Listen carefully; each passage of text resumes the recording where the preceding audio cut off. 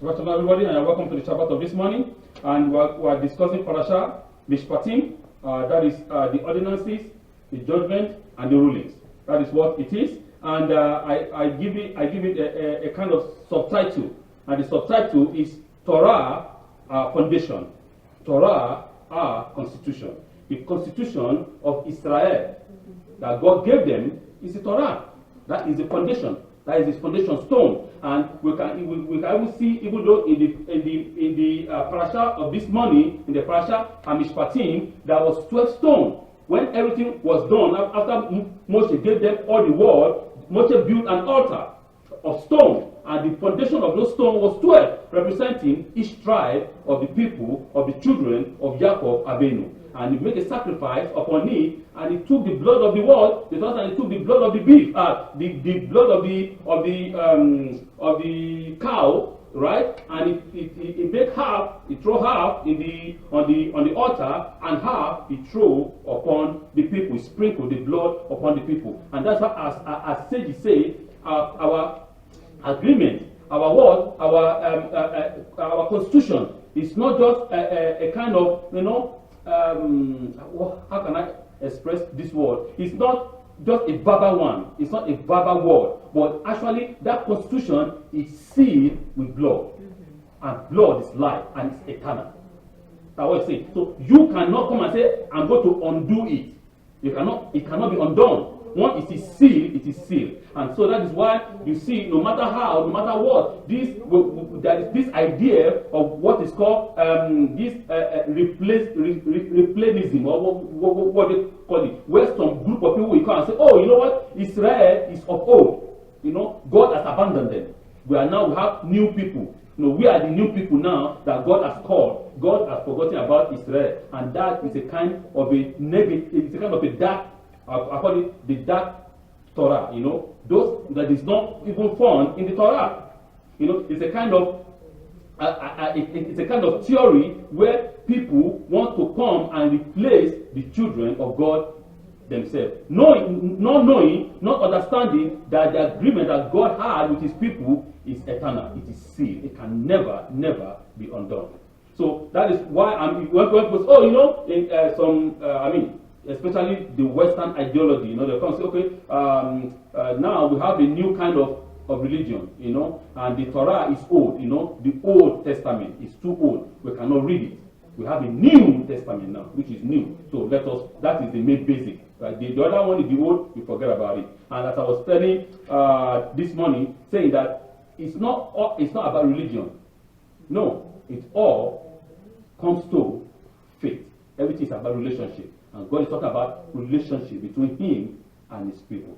So, we have just been at Sinai. Remember, last week we were at Sinai and we saw the wonder, the fire, everything that happened on the mount. The thunder, the lightning, and God has revealed the Decalogue, that is, the 10 word, the canon, the code, the constitution, the law to his people, which includes some major theological and moral principles by which one should live. By contrast, this week's Torah portion includes many details, which is in Mishpatim, judicial ruling, how a man can live peacefully, how they can live side by side with no fighting, no quarreling. Yes, things might happen, but we have a law that guides us, that can protect the society. Remember that Israel is just a new nation that is just coming out of Egypt, and there cannot be chaos in the society. So I want us to always put our mind back to 5,000 years ago. These people are just coming out of Egypt. They have no laws, nothing. Yes, they know laws. I'm not saying they don't know. They know the Egyptian laws. The Egyptian ruling. But now they are not independent by themselves. So they need a law that governs them, so that they can be able to live side by side amicably. So we hear about slaves and homicide. That is in today's parasha, in Parshas Mishpatim. We hear about slaves and homicide, personal damage, bailments, how to bail a person, and the theft, the bride price, and the sacrifices to other gods, treatment of strangers, of widows, of orphans, and the poor, giving testimony in court. Indeed, a whole potpourri, I mean, a whole kind of, the Russians call it kasha, a whole kind of soup, you know, I mean, in the ingredient in the soup that we have in today's parasha. That is of subject. This is not the whole, or this is the word of establishing fundamental relationship with God and the broad principle that should govern them. It is rather the word of the nitty-gritty. That means the rule necessary to make a society run perfectly well. So this is what I am saying in a nutshell. So these laws that God is giving us is to make the society function perfectly good. Because, okay, somebody did what is wrong, they bring him or her to court, it is what he's going to do. Yes, of course, when we go downstairs, we're going to elaborate more on this, because if we want to rationalize with our 21st century understanding, most of the law doesn't make sense. You are going to go against it completely. Because there's some, for me, as a rabbi, even I find it hard to even understand. Right? I said, okay, let's say the first one that I said. He said, if a man, a Hebrew man, is what got into slavery. Remember, it is not the same slavery like the one in Egypt. No, it's not the same, because I don't want us to compare the two. It's not the same slavery like the one in Egypt. And there is a lot of argument out there saying, okay, why did the Torah still keep slavery? Since God says slavery is not good, right? They just let Egypt from under the Egyptian slavery, no? Yes, so why can't the Torah just eliminate slavery altogether? Why is Torah still accepting slavery?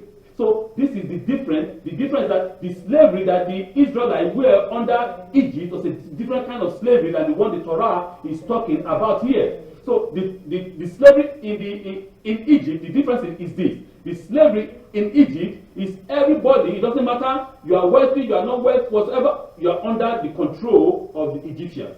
And if you don't do well, they kill you.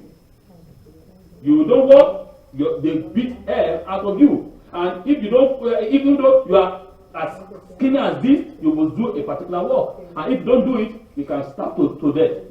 They don't care.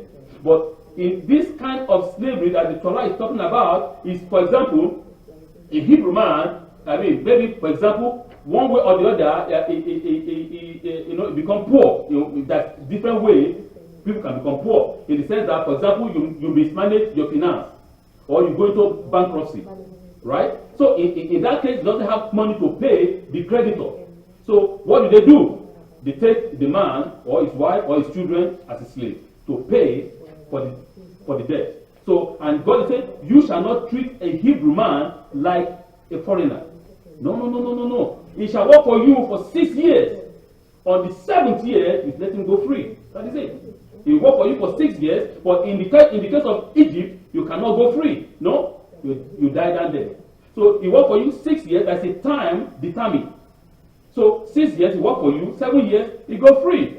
But this, the one that it baffles me as a rabbi myself, that make me like I said, you know, in our world now that will never happen. Is this: if a man is a slave, a Hebrew man, right, and his master give him a wife, or he give him a woman, and now he has children, and now it comes 6 years for him to go free. The issue now: how can a man go out by himself when they have a wife and his children? And the Torah says the wife and the children belong to the master. And the man, the Torah now says, if the man loves his what? His master, and he doesn't want to go free, then the master will bring him to the court, or to the doorpost, and blow a hole in his ear, and then he shall serve him forever. So the question now is, my question now is, personally, let's say the slave doesn't like his master, for example. But the man doesn't want to say it because he doesn't want to go and leave his what? His wife and his children. Because he loves his wife and his children, even though maybe he might not even love the master. How can the man abandon his wife and his children? That's where the question is. It's hard. So the man has no choice now than to live with the master for the rest of his life. So these are the questions, that we need, that rises. I've been trying to understand using rational thinking, right? In our 21st century understanding. Because to me, I would say that is not fair. It's absolutely unfair. But the Torah also said that if the man came with his wife, he has to live with his wife. But if the man came alone, he has to live alone. The wife's children belong to the master. So I'm going to discuss more about that downstairs as we elaborate and study what our sages talk about that. Okay, so now Israel received the ordinances, the judgment, the commandments, and the laws contained in the Torah in three main locations. That is, number one, in Sinai desert. That is, we have it in the book of Exodus and Leviticus, and also during their wilderness wandering, as they wandered in the wilderness, which we have in the book of Numbers, and also on the plain of Moab, which we have in the book of Deuteronomy. The Torah set the agenda from national policy to everyday dispute. The Holy One, blessed be He, who shaped our entire culture and society, giving orders to our political, social, and spiritual life. Remember that the Torah is not just, it's not talking about only the physical well-being of the man. It's also talking about the spiritual well-being of the man. Remember, I always tell us, everything is what is balanced. The Torah is not only talking about, okay, how amicably you can live together. No, but also your spiritual well-being. God is taking care of it. Because a man who is mentally not sound has a problem. But when the man is mentally sound, he's physically sound. So this is what the Torah is dealing about. God is using one stone to kill several birds. This is the idea. So, and it also goes even more than that. There is no separation between religion and state.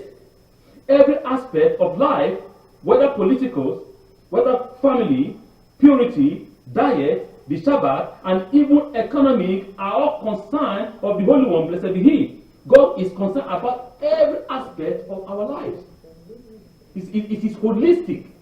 It is not individually. Because in Israel, back then, there is no division between the state and faith. No, everything is combined. It's not like the one that we have now in the Western understanding, in the American or the Canadian understanding. They say state is different from religion. They separate them.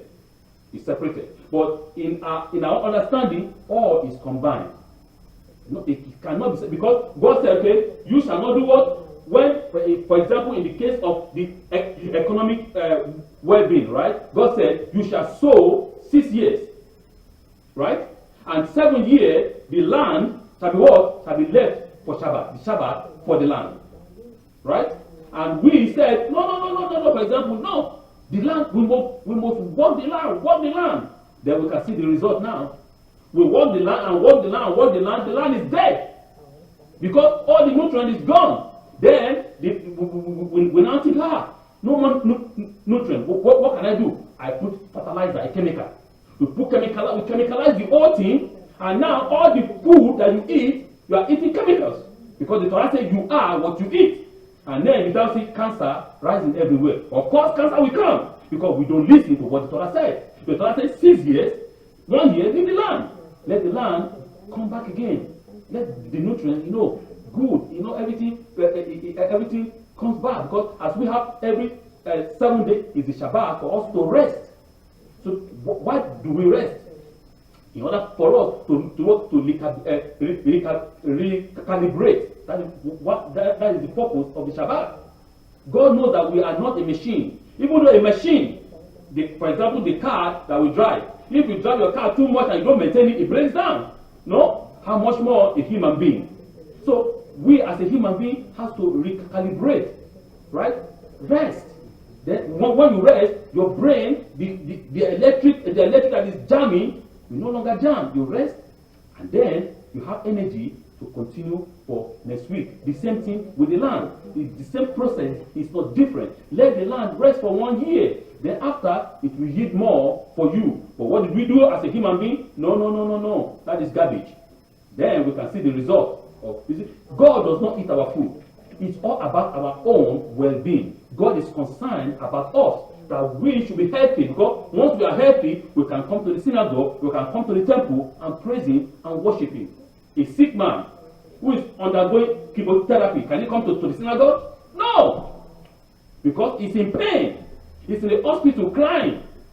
So all these things that God is giving us, it is for our own benefit. It's not for Him. So we need to understand those principles. And also in the case of, as I say, also in the case of, I talk about that in the case of our diet, in the case of our economy, God also told us that when you are selling your things, you cannot use unjust balance. Because we have what is called unjust balance. Some balance, you see, you look at it, you think it's balanced, but inside it they fill it with some fake things. Then you put let's say the grain, right? But by the time you get home, you look at the weight. You say, oh, but I thought this is 1 kilogram. But no. Maybe it's 800 grams. They are shooting you with 200 grams, right? So God says you cannot do that in business. It is wrong. You have to do just weight. 1 kilogram is 1 kilogram. 2 kilograms is 2 kilograms. You shall not lie in your business. So this is all these things is for our own benefit, not for Him. He continues here and says that the ordinances, the judgment, the commandment, and the law of the Torah are not listed in any particular orders, and the arrangement intend to be eclectic, that means to be diverse in range, in source. This amalgamation of commandments of various themes stresses that life cannot be subdivided and separated in various compartments. Life must be viewed holistically. Nothing exists in a vacuum. And this is where we have problem with the Hellenistic understanding. If you look at our own Oriental, the Eastern understanding with the Hellenistic understanding. Hellenistic understanding, the Greek understanding is from point A to point B. It's linear, it's straight. They want to divide. They want to find out from this is a matter. Okay, from matter, let's divide it into atom. We want to divide it into, let's see what is inside the atom. And let's divide the atom into the proton. Let's divide the proton. But that is not life. Because life is holistic. It's not only by dividing, but also the completeness of the whole. That is what God is talking about, the completeness of the whole. So the Oriental understanding, our Eastern understanding, is secular in nature and it's spiral. It goes up, it goes up, it goes up. It's not linear. And this is the difference between us and the Western understanding. And when we're telling them that, listen, this is not the way it is. Everything is holistic. No. Okay. Now the idea now is if you have a pain in your finger, let's say this small finger, you have a pain, the entire body is painful. Why? Because this finger is part of the body. But we tend to want to divide it, to remove and say this. No, it is holistic. And once we can see things from the holistic point of view, our life will change. Because we need to know that, okay, I'm going to poison the land. Okay, you are poisoning the land with chemicals, right? But knowing that this food is you. Because whatever you eat is you. And then when you eat it, you have problem, no? And then you're not going to cry, God help me, help me. But God is telling you, obey. You say, no, I'm not going to obey. Everything is holistic. And we have to understand it from that perspective. So, nothing, as I said, nothing exists in a vacuum. No. The Torah informs exactly what the Holy One, blessed be He, requires from us and where we stand before Him. If we keep His word, and then we will live free from disease. Our crops will grow bountifully. Our women will give birth to many children. Our army will always prove victorious. In short, we will enjoy unprecedented national wealth and security. That is in the book of Exodus chapter 23, verse 20 to 28. The Torah is our foundation.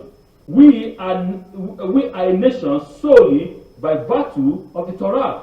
The Holy One, blessed be He, choose us to be a treasure possession. So, what I'm saying is that if we keep the word of God, if we do exactly what the Torah is saying, then we are going to be healthy, because the land is healthy. We eat healthy food. Then you will not be concerned about, you know what? At the age of, is it 35 now? They say at the age of 35 years old, every woman has to go for mammogram, right? Oh, maybe he has cancer, eh? Okay, go check. Or the men at the age of 40 years old, they say, okay, go for prostate test because you might have a prostate cancer.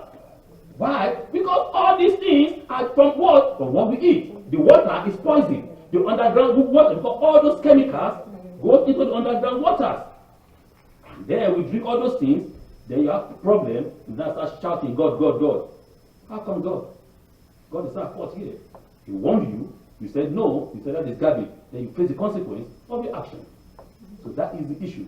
So we, as we can say, our women will not be barren. Why? Because everything they eat is healthy. Because all these chemicals also have effect on women's body, on the animal. Because you poison the land, the animal go and eat it. Yum, yum, yum, yum. You kill the cow, no? And you eat the cow, because the cow is, even though the cow is, the chemical they put in the cow, the hormone in the chicken is even more than the one that you see, everything just is a mess. In the name of what? In the name of finance, in the name of money. How to make money quick, right? We make chicken ready for, in 2 months or 3 months max, right? The chicken is big because of the hormone.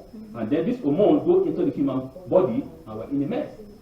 So instead of the chicken to grow gradually in natural form, we said, okay, no, we are going to even go into the cellular level, genetic level. We are going to make genetic food, right? Oh, you see, the apple, it might be natural apples like this. You want to make the apple like this, no? Okay, we change it, then you eat it, then you're in problem, no?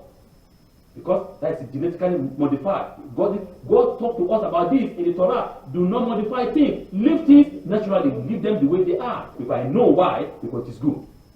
But we think that we are smarter than God, then we face the consequence of our actions.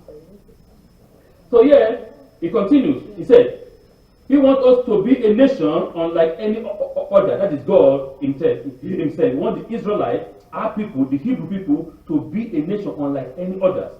So that we will be an example. People will look at us and say, these are different people. Why are these people so successful? Why are these people so good? Why are they so healthy? Because they follow the rules of nature. Because we follow the rules that God has created. Remember, it is God that created the entire nature. And there is a particular rules that govern them all. And so therefore, if we say, no, we don't care. If we say, I'm not interested. Then later on, you'll be interested because you will spend the rest of your life under the blade. You know the blade in the hospital. As I start operating you, cutting you into pieces, then you know that God is not joking. God is serious. It is for you. It is not for God himself. He doesn't eat the food here. Right? It is for us to be healthy. Once we are healthy, then we can serve him in good health. A man that is not healthy cannot serve God. That's exactly what God is saying. So, the ordinances, the judgments, the commandments, and the laws of the Torah are intended for a socially just society, where compassion is the paramount. Just is the Holy One, blessed be He, is just and merciful. God, then, as his people, we too must be just and merciful. The Holy One, blessed be He, wants his people united in love for him and each other. This is the legacy of the Torah that God has given us. So he said that all these things that God has given us all comes into one particular thing: compassion, to be merciful. Remember, Yeshua said in the Messianic writing that we read this morning, compassion, mercy, to be merciful is all about it. You see a woman that is weak, you help. You see a child who is an orphan, you help. You see a fatherless, a motherless child, you help. You take that person as what? As one of your own, right? There's one of my teachers that was when I was at school. It was when I was studying biology. He said, for example, when a woman is in the hospital or a man is in the hospital, and you as a doctor or a nurse is taking care of that person, you say, what do you see? All of us, we're scratching ourselves, say, okay, a human being lying on the bed in pain, something like that. Say, no. He said, if you don't see that that person is your father and your mother, you will never take care of him well. But once you assume in your head that, oh, this is my mom, this is my dad on the bed, then you have that natural compassion for that person. Then you can be, because you see many doctors, oh, okay, no, they don't even check you. They say, they don't have time. I can understand the society. But I'm not saying they're not compassionate. I'm not saying that. But the pressure on them too is too much. I understand that. But we have to know that we have to do more. We have to do more to help. So it's all this law that God has given us, this commandment, this ruling, is all about to what? To be merciful. Right? It's all about mercy. It's all about compassion, because the Lord our God is compassionate. Right? God made sun to shine upon the wicked and upon the righteous. He gives rain upon the wicked and upon the God can do it. Say, okay, you wicked people, sun shall not shine on you. You can do that. It's God. We can even see that example in Egypt. The Torah said, and in the plague of darkness. And the Egyptians were in darkness. The Torah said, thick darkness, but in the land of Goshen, there was light. He's God. He can do whatever he wants. He can make sun to shine only for the righteous. And the wicked will not see light. But he's God, he's compassion. We are all, what the Torah is saying, we are all his children. He loves us equally. But he wants us to make the right decision, the right choice. He's giving us choices because we are not a zombie. Give us choice. Okay, this is it, this is it, this is it. I want you to choose right because it is for you, not for me. I don't reside here. I mean, not me. I mean, God. God doesn't reside here. No, he resides in another realm. But for you to be in good health, in good shape, life is not about you breathing. Right? Somebody lying down in pain in the hospital, right? He's breathing, no? That is life. Do you think he likes that? No, because he's in pain. He doesn't want such a life. Life, a holistic life, is about good health, good life, shelter, home, bread, water. And the Torah has given us everything concerning this. Just to quickly wind it up and to finish, there is a discussion between an old man and a young man. I just want to give us that story. And this is all in the word in the last chapter of the parasha of this morning. The last line of Parshas Mishpatim in the book of Exodus chapter 24 verse 18 said, and Moshe came into the cloud and went up the mountain. And Moshe was on the mountain 40 days and 40 nights. What did Moshe see is a question. The old man asked the young man. Okay? He said, what did Moshe see on the mountain? Now, the old man is telling the young man. The old man said, in Zohar, Moshe ascended wearing the garment of colors, draped over his shoulders. He saw what he saw. He enjoyed them. He saw all. Up at that place, the young man asked, which place? The old man answered. He said, the place where language meets its limit. A place that is beyond your language. There's no human word you can use to express what Moshe saw. Beyond which there is nothing to say. Or the most thing to say is nothing. Is there such a place? The young man asked the old man. Here is the impenetrable edge of the forest, the old man is replying. Now that we have mentioned it, the old man is inviting the young man to go deep into the Zohar, to go deep into the understanding and the knowledge. He said, I'm inviting you to come deep. What did Moshe experience? The old man asked the young man again. And the old man answered, because the young man cannot answer. The old man answered, he said, Moshe experienced everything. What is everything? What is all? What is akol? And And the young man asked, what is this place? What is that place? I want to know. The old man answered, the place where only everything is everything. It's confusing. The place where everything is everything. What did Moshe saw there? The young man asked again. The old man answered, everything. Like what? He said, maybe like this, or like this, or like that, or like that. I don't know, but he saw everything. Now, do you understand? The old man asked the young man. An old man like me doesn't offer a single version, like a word rattling around an empty bottle. The old man talks to the young man. First, the old man continues now. He's telling the young man. He said, first, you understand the obvious. You have to understand the obvious. Then you will be introduced to the less obvious. And then you'll be introduced to the secret.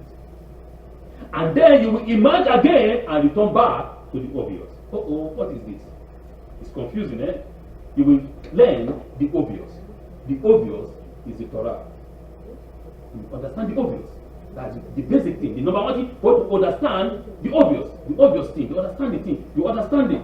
Okay, I will teach you. You have to know them all. And then, after that, you will be introduced to the what? To the less obvious. The less one that you cannot see.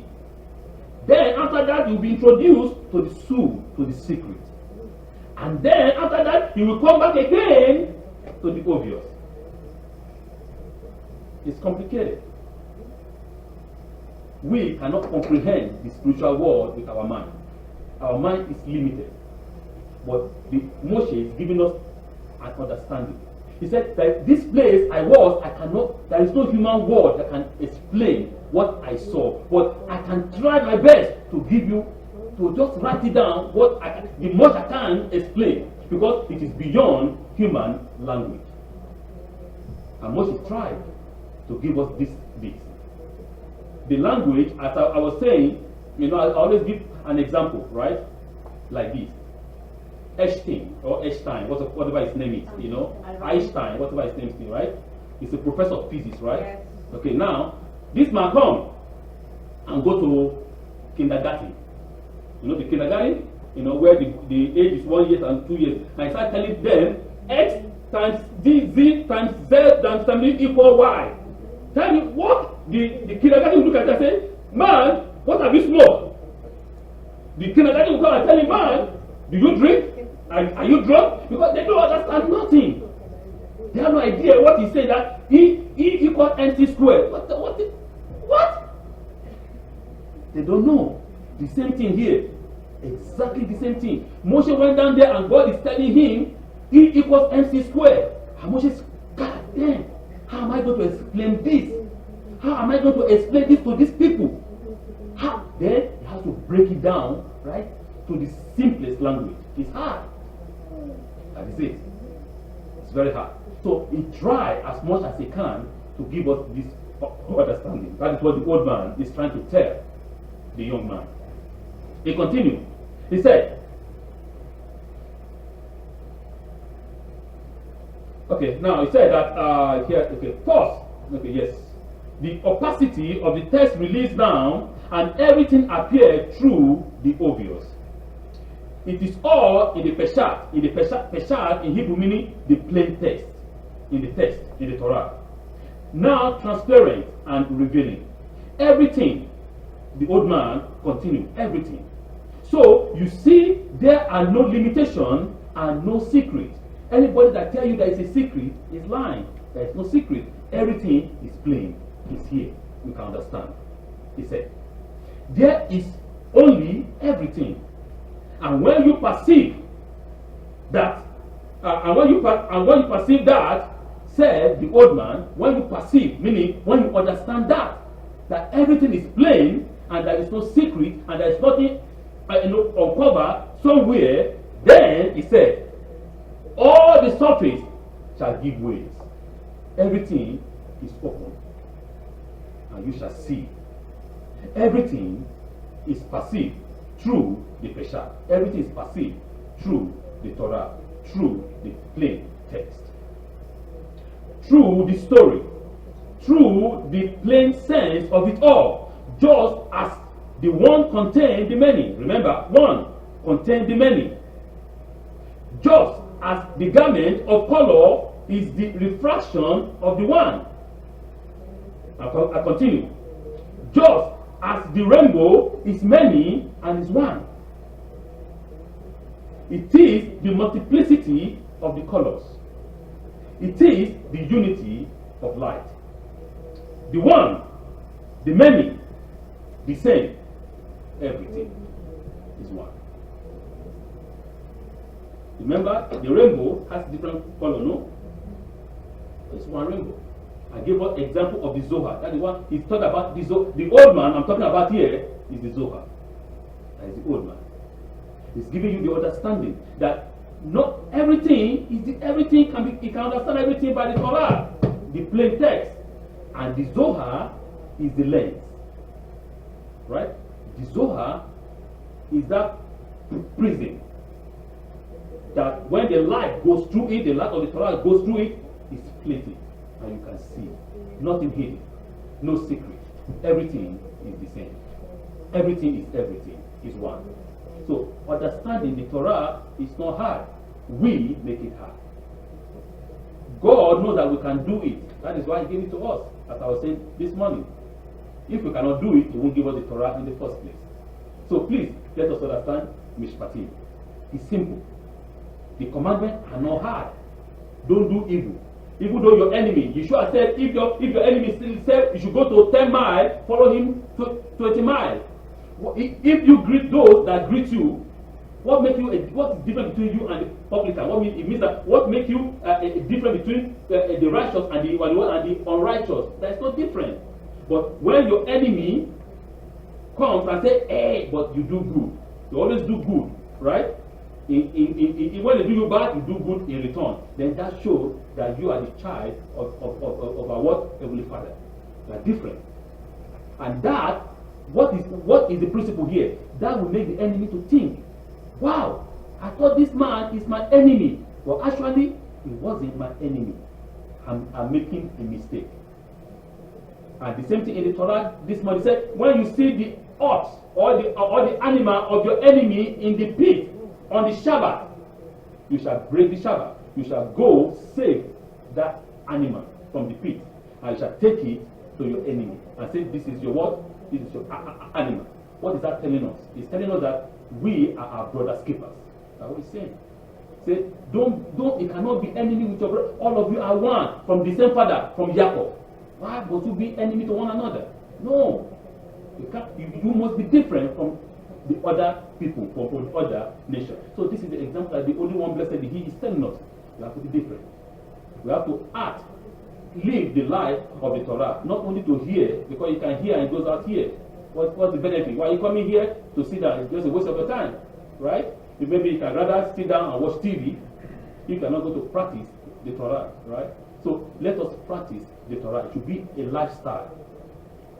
Then our enemy will see, the people of the world will see that we are different, that we are the children of our Heavenly Father, and they can come and join us. Parshas Mishpatim. Shabbat Shalom.